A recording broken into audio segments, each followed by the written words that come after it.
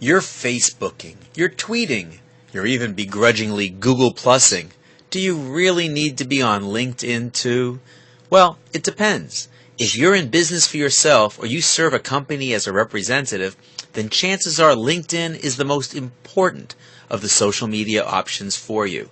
My guest today helps people to see how LinkedIn is a very different animal than the others and shows you how to maximize the power of LinkedIn to connect you with the right people. We'll hear from him right after my public speaking tip of the week here on Full Speech Ahead, so stay tuned. Ask not what your country can do for you. Ask what you can do for your country. Free at last! Free at last! Thank God Almighty! We are free at last! Mr. Gorbachev, tear down this wall. We've got to take the neighborhood back. So my children will not be afraid to say the word AIDS when I am gone. Each one of you has your own platform. Mine is a stage in a studio. Yours is wherever you are.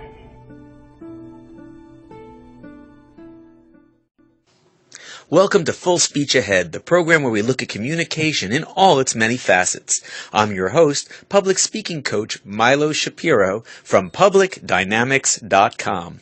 Before we get to my guest today, speaking on the power of LinkedIn, here's my public speaking tip of the week. A lot of times, men, and women too, try to keep their voices from medium to low, because they think that sounds professional. And there's somehow a feeling that using our high register is less professional. I don't want anyone out there talking like this, like there's a Mickey Mouse in the office. But we don't have to avoid the whole top register completely. Look at a sentence like this. While we're in Boston, it's important that we meet all of the clients because some of them don't know anything about our new product. In that sentence, I went up almost 2.5 times to my high register just to emphasize something, and it created more vocal variety. If I did it a lot more, it would sound strange, but a little bit here and there can actually make your words sound far more powerful. So use your low, your medium, and your high registers to hold the interest of people around you. You're probably going to find it's not so bad. Maybe that was too much. Anyway, here's this week's guest. And we are back. My guest today is Rick Itzkowich, who is known in a lot of circles as the LinkedIn guy with the popularity of Facebook and Twitter and now more and more LinkedIn. We're going to be looking today with Rick at why we should be LinkedIn. So thanks for being on the show today, Rick. Thanks for having me. Sure. So I am a big Facebooker, but even I have to admit in the last year I'm starting to get more and more why it's probably more important that I'm LinkedIn. So for those people who may just have the profile that's sitting there doing nothing, or maybe of LinkedIn, why LinkedIn? LinkedIn is the professional platform. So just like Google is the search engine, if you are a professional today in business, you are expected to be found on LinkedIn. And you're not expected to be found on Facebook, but you are expected to be found on LinkedIn if you're in business today. So for starters, you need to have a presence because otherwise people are going to assume a few things, none of them good. Either you're not current, you don't get it, or you got something to hide. And none of those are particularly good. So for starters, it's just something, it's like having a website today. If you're in business today, people expect you to have a website. They don't ask you, do you have a website? They go, what's your website? Right. And if you don't have one, you're going to have to explain why you don't have one. And you already have lost a lot of credibility. Yeah. So if I'm going to be doing business with someone, first thing I'm going to do is I'm going to go check them out. Especially if I don't know them. Yes, I will Google them, but you know what? I go to LinkedIn because I can find so much information. And the one thing that's great about LinkedIn is I control what people find out about me. So you can have a lot of control about what people have about you. You can also have it has a lot of Google juice, which means you can come up much higher in the search engines when people are searching for you than even some of the other things like your own website. Your LinkedIn profile may outrank your website? Yes. I guess that wouldn't be a bad thing because they're going to be learning about you really quickly. And, of course, LinkedIn is going to have a link back to your website anyway. Absolutely. So it has a lot of benefits. But that being said, besides that you need to have a presence on LinkedIn, is that in this day and age where all of us are facing more choices, more competition than ever before, and one of the things I ask my audiences or my clients when I work with them is, how many people do what you do? People says, well, a lot. I mean, I don't care if you're unique. Everybody has competition, even if the competition is not for your same service, but it's for the discretionary income or for the time that you offer. Yeah. So we all have more choices than ever before. So you need to stand out, and you need to find a way to get to the people that you want to know or have them find you. Well, LinkedIn is very powerful in that it allows, if you know how to use it and you use it correctly, especially when you're in sales and or in business development, which many people are in this day and age, have their own businesses with all the people that have been either let go or have had to reinvent themselves. Well, many people are having to do a lot of their own sales or a lot of their own business. Well, LinkedIn is a gold mine because you are very likely to find the prospects that you're looking for on LinkedIn, but more importantly, you can use the people that you know to connect with the people that you want to meet. And that's the big thing. I should mention for our listeners that what connected me to Rick was seeing him speak and asking him if he would be on the show, was the way you use the three circles, how you look at that second circle. It's not who you know, it's who you know knows, or you worded it something like that, that's the level. Yeah. So how do you begin to connect to them? Do you do it through those people, or do you go straight to them? Well, I mean, the idea is you are going to use the people that you know to get introduced to the people that you want to meet, or the people that you're connected to, right, to the people that you want to meet. Which isn't necessarily the same thing, because I get asked to connect with people, and I can't imagine how these people in different parts of the world, and sometimes, know who I am. That's correct. However, now we get into some of the nuances. So, for example, let me put it this way. If you're walking down the street and a perfect stranger stops you and it says, "Excuse me, sir, can you help me?" And you're going to ask, well, what do you need? What do you need, right? What do you need? It says, my girlfriend and I would like to have a picture on this side. Would you mind taking a picture? Here's my camera. Would you mind taking a picture? More than likely, your response would be, of course. Sure, I'll be glad to do that. If that same person stops you and says, well, I really need about $5,000 because I'm stranded here and I got to get back to England, you're probably going to say, sorry, but don't think so. Mm-hmm. Okay? Right. So it's the same thing. If you're connecting with people that you don't know on LinkedIn, it all depends on what you're going to ask them to do. That makes sense, sure. And I actually sidetracked you a little bit with that, but I'm glad that we covered that. It depends on what you're asking. It depends on what you're asking. So in some cases you might say, hey, I see you're connected to so-and-so at Scripps Hospital. That would be a place. Would you introduce me? And in other cases, maybe you're just going straight to the second level because you don't know the first level that well. That is correct. But you know what? You can go to the second level, which means you don't know them. You know them even less. You have less of a connection. But yeah, I suppose you want to hit these first levels first, right? If you don't know them well. But for example, right now I'm building a peer-to-peer group of CEOs here in San Diego, and I'm using LinkedIn to do this. So I can do a search for CEOs in particular size companies, which I'm focusing on now, and then find out who among my connections actually have a connection to that particular CEO. Now, even if some of my connections are not people that I know really well, because I know a lot of people on LinkedIn, I'm connected to a lot of people, and a lot of people I don't know them, I can still use their name when I'm talking to the CEO by saying, listen, we have several connections in common. And leave it. Just assume that they must know you. As much, which we do. I mean, I'm not lying. Right. I'm telling the truth. So even if the person doesn't know the person and the person is not connected to the person, we still have some connections in common. It's a starting point for It's a starting point for a conversation. And Milo, you know that it's all about the spoken word and it's all about the conversation. And how to make that happen. When we come back right after this break, I want to ask more about how you start that conversation once you've identified someone. So we'll be right back after this. Not another boring conference. Liven it up with IMPROVentures and the fun of improvisation.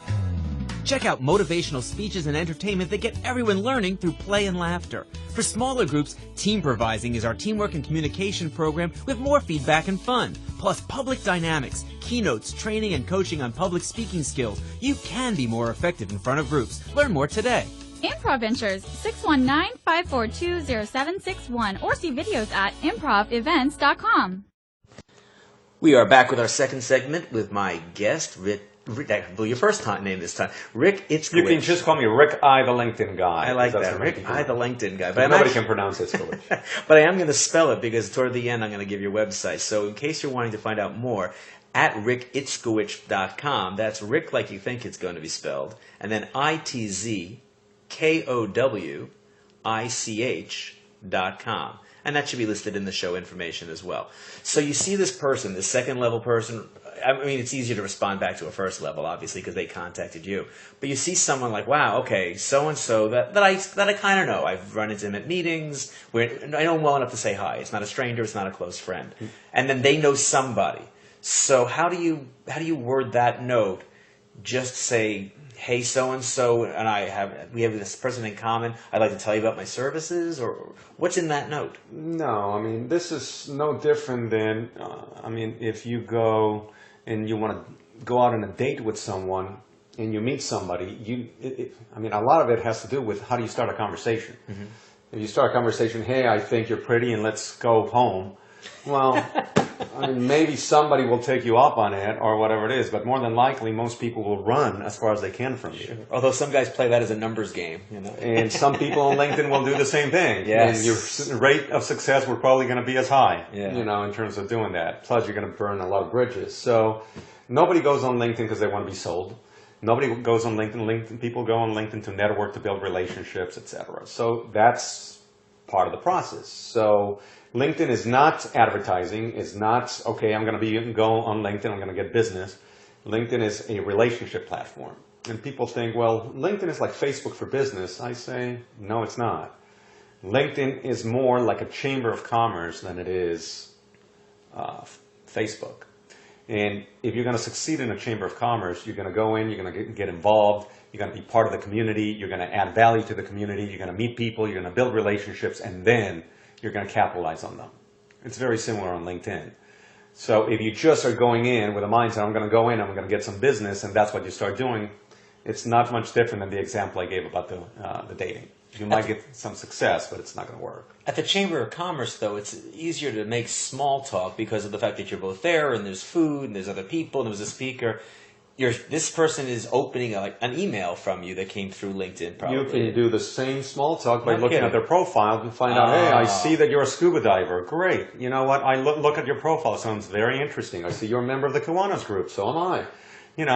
So you're looking for the personal connection before the business connection. Absolutely. That makes sense. It's all about building relationships. Huh.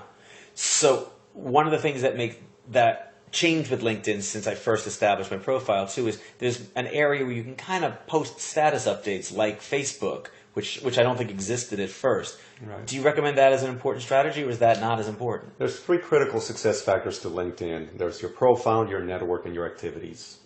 If I were to quantify the percentage that you need to succeed on LinkedIn with those 3 elements, I would say your profile is 25%, your network is 50%, and your activities are the final 25%.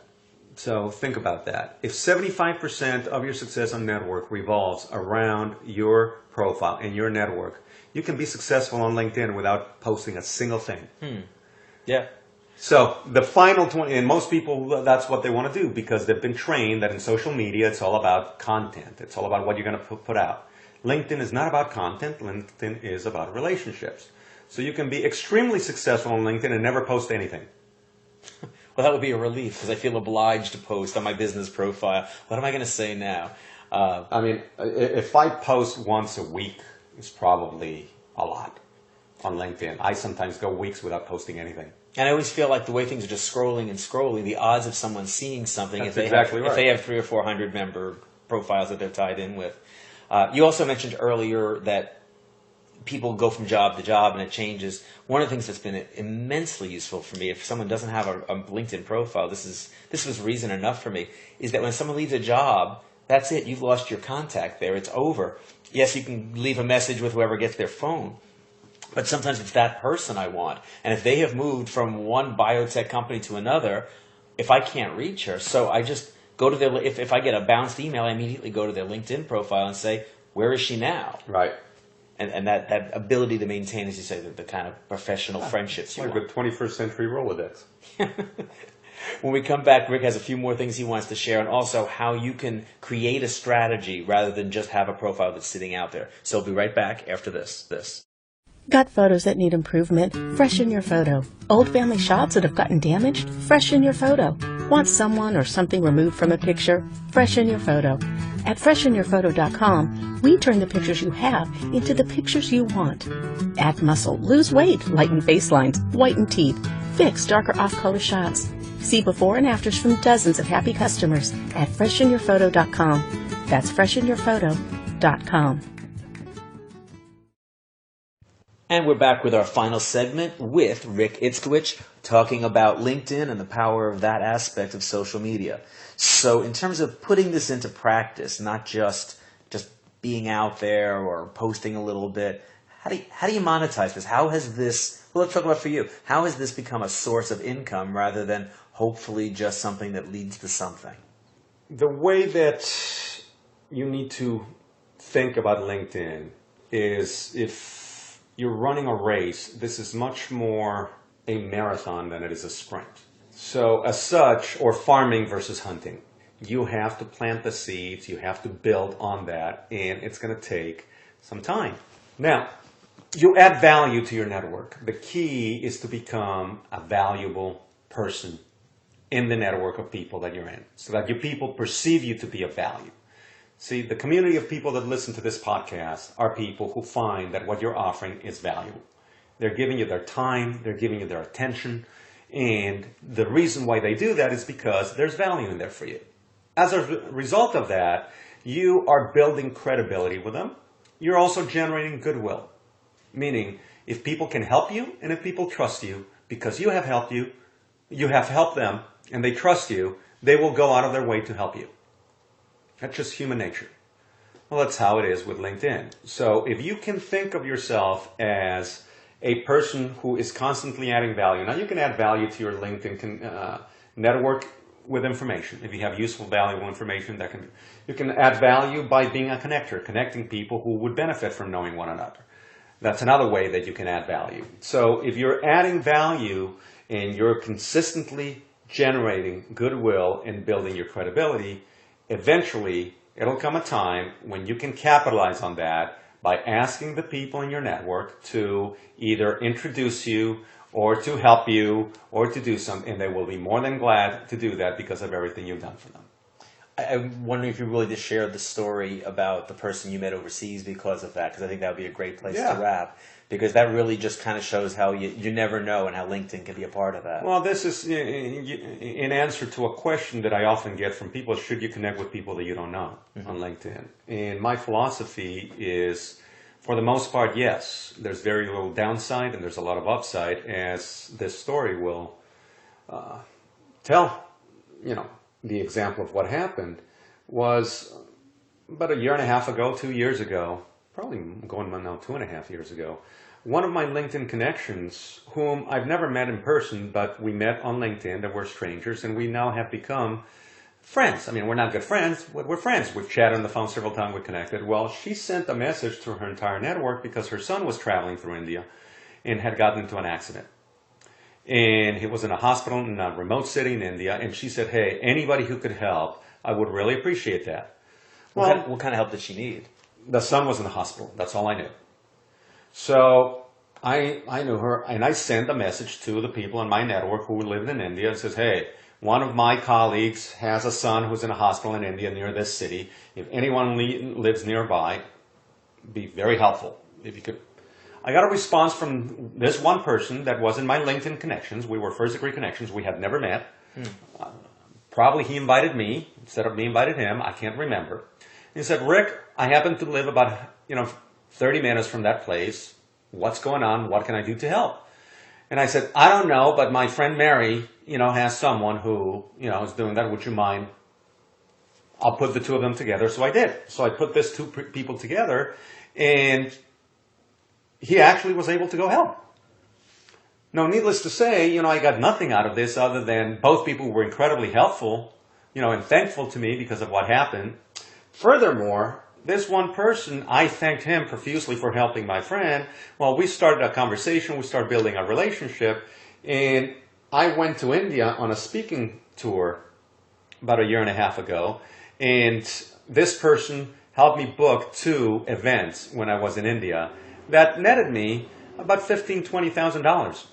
Not bad for just having helped out a friend. Exactly. So that's an example of how you leverage that. We don't guarantee that the listening audience will get those kind of gigs out of it, but it certainly gives an idea how the power of LinkedIn could work. If you'd like to see some videos on how you can be more effective with LinkedIn, you can go to one of Rick's websites, which is 21stcenturynetworking.com, and that's 21ST, that kind of 21st. 21ST centurynetworking.com, and you can see those videos. You can also learn more about Rick at Rick Itzkowich, ITZKOWICH.com.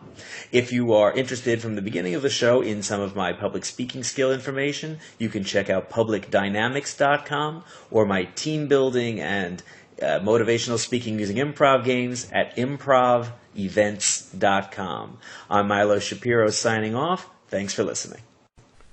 Just a reminder that my own website for coaching and training in public speaking is publicdynamics.com. I'm also available for my team building course, Teamprovising, where we use games of improvisation to look at teamwork, creativity, and communication skills. My motivational speeches on risk-taking get the whole audience playing along. More on that at IMPROVevents.com. I'm Milo Shapiro, always moving, full speech ahead.